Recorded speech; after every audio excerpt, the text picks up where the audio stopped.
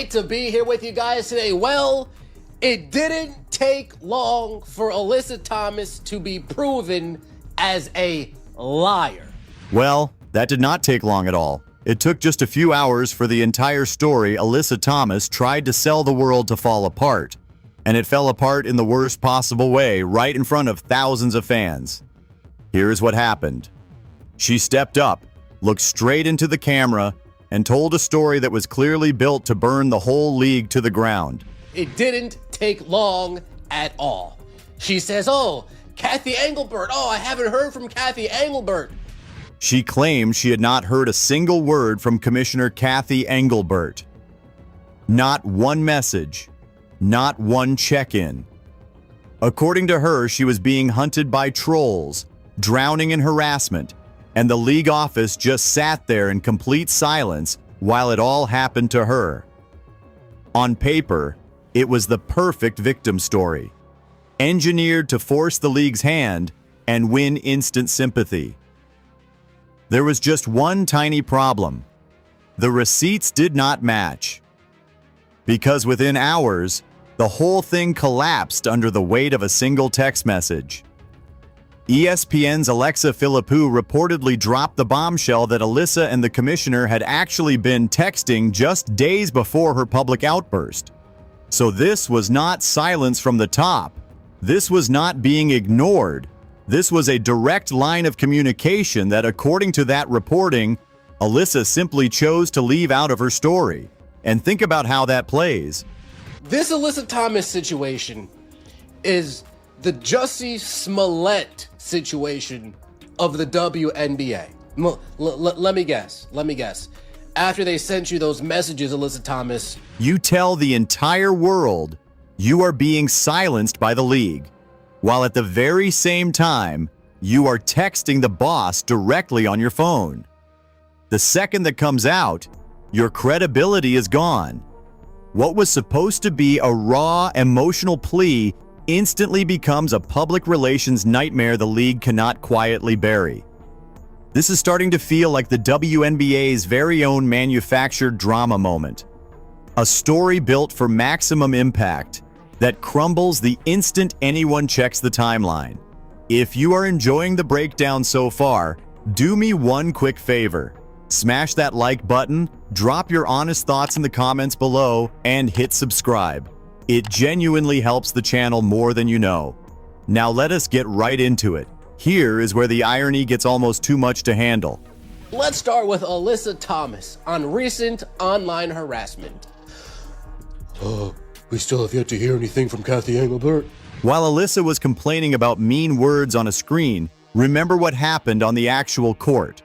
During that heated matchup with Caitlin Clark, there was a hard physical altercation that a huge number of fans felt clearly crossed the line. So look at that picture. A veteran demanding the league police the entire internet, while she is out there getting away with aggressive physical play against the biggest rising star this sport has ever produced.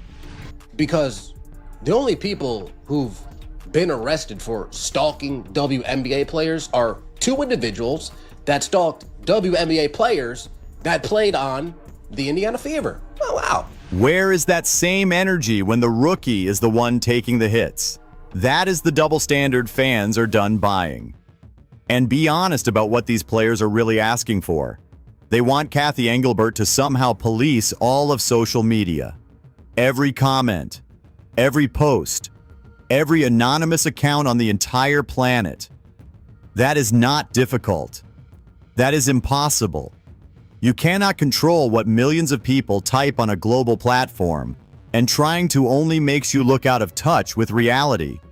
You cannot demand the fame and the multi-million-dollar spotlight that comes with a massive platform, and then also demand the whole platform bend to your personal comfort level. It does not work that way. Not in the WNBA, not in the NBA, not anywhere. Then came the scene nobody saw coming. The Commissioner's Cup turned into pure chaos when the New York fans turned on the very woman who handed them a trophy. Kathy Engelbert got booed inside her own building. And for the old guard of this league, That was a genuine shock, because they are not used to seeing a commissioner treated like a villain. But here's the reality. In every other major sport, the commissioner is the lightning rod. Now, I mentioned this. Do you know what Alyssa Thomas wants Kathy Engelbert to do realistically? The bosses of the NFL and the NHL get booed every single time they walk on a stage. It is part of the job. The WNBA is just now getting its initiation, and the old guard is acting like it is a national tragedy. And the irony runs deeper. Many of those same fans believe Engelbert is a big reason New York even has that championship. The allegations that the finals lean toward the big market have been swirling for months. People pointed to the commissioner reportedly wearing a New York skyline-themed dress to a finals game and called it a massive conflict of interest. Fair or not, that image sent a loud message, and it poured gasoline on every conspiracy theory out there. So to get booed by the very fans you supposedly helped, that is a special kind of embarrassment. Now here is the part that keeps getting completely buried, and it is the part that should actually bother everyone. There have been genuine safety issues around this league, including reported arrests of individuals for stalking players, real-world threats. These players want Kathy Engelbert to police social media. Just do us all a favor. Go to your safe space on Threads, go to your safe space on Blue Sky, and stop swimming in the deep end. Stop. And yet those often get a fraction of the attention that a wave of mean tweets gets when it targets a well-connected veteran. Think about that. If you do not fit a specific narrative, your struggles get quietly overlooked, while the outrage machine roars to life for someone else.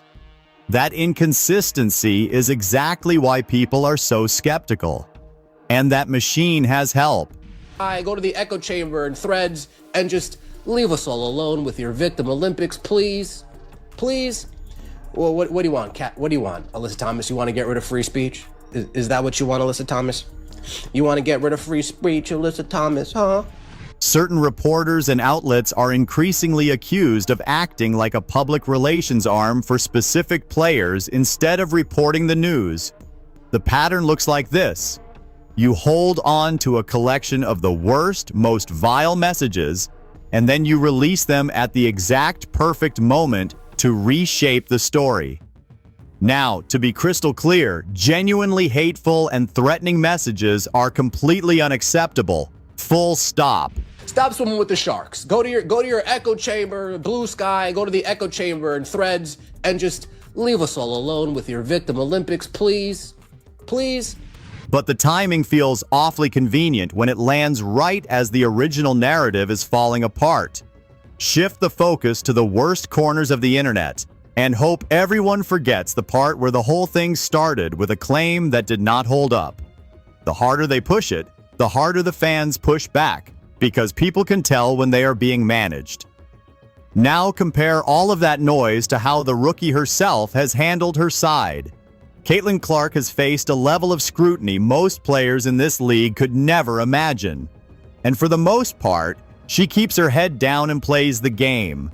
She does not launch a press tour demanding an apology every time someone says something unkind. Clark gets a fist in her neck, while Caitlin Clark has stalkers being arrested, while Sophie Cunningham has stalkers being arrested, while Maisha Hines-Allen's getting called a coon on the court. Kathy Engelbert comes out, scared of the big bad Alyssa Thomas. That contrast, quiet focus on one side, loud demands for internet policing on the other, is honestly staggering. It shows the real divide in this league. The people who want to play basketball and the people who want to play the victim, and that is the bigger problem here. The Commissioner's Cup game itself almost felt like an afterthought next to everything happening off the court. When the drama is consistently more popular than the actual basketball, you have to ask whether anyone even remembers who won. Ladies, in the WNBA, who would have thought she would have been a liar? Not I, says the big bad wolf. Not I.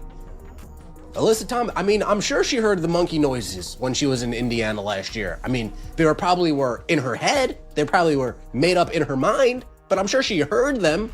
The WNBA is wrestling with the fact that its off-court soap opera keeps outshining the product on the floor. That is not a recipe for healthy long-term growth. Because at the end of the day, this comes down to one word: authenticity. Alyssa Thomas tried to use the commissioner as a pawn in her narrative, and the fans in that arena saw right through it. Those boos were not just for the leadership, they were for a league that increasingly feels like it is running on a script instead of the truth. They just weren't vocalized from the crowd. They were the voices inside her head. Shout out to Randy Orton. And then Annie Constable, activist Annie, she gets sent the dossier. This league is standing at a genuine crossroads. On one side, the players who just want to compete and let the basketball do the talking. On the other, the ones who seem more interested in winning the Victim Olympics than winning games. And if the biggest names keep choosing manufactured drama over the sport itself, they may wake up one day and realize the massive new audience they built is far more interested in the truth than the story they keep trying to sell. The NBA Finals series was riddled with calls going against the Minnesota Lynx because it was, wait for it, fixed, allegedly, fixed. It was fixed. So now I want to hear from you. Did that arena get it exactly right, or did the fans take it too far? Was this a genuine cry for help, or a narrative that fell apart the second the facts came out? Let me know your take in the comments, smash that like button if you made it this far, and subscribe so you never miss a breakdown like this one. I will see you in the next video.